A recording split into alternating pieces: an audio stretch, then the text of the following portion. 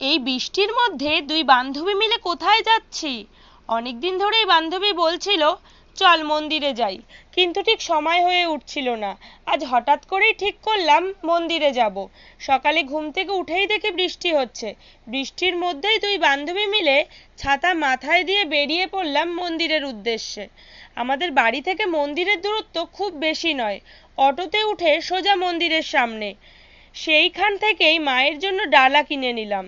চারিদিকের পরিবেশটা এত সুন্দর, দেখেই চোখ জুড়িয়ে যাচ্ছে। এটা হলো আমাদের মন্দিরে ঢোকার প্রধান গেট। চারিদিকে পুরো নিস্তব্ধ পরিবেশ, বৃষ্টিতে ভিজে যেন আরো সুন্দর হয়ে উঠেছে।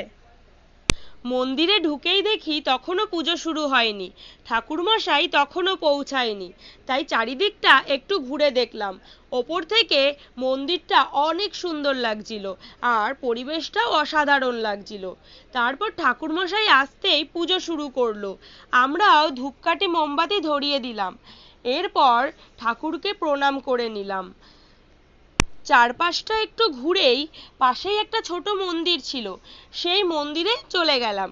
সেই মন্দিরের চারপাশের পরিবেশটাও অসাধারণ ছিল। পাশেই একটা ছোট্ট পুকুর ছিল, খুব সুন্দর লাগছিল মন্দিরটা। তারপর বাড়ির উদ্দেশ্যে রওনা দিলাম। তোমাদের ভিডিওটা কেমন লাগলো আমাকে জানাতে ভুলো না কিন্তু। বাই।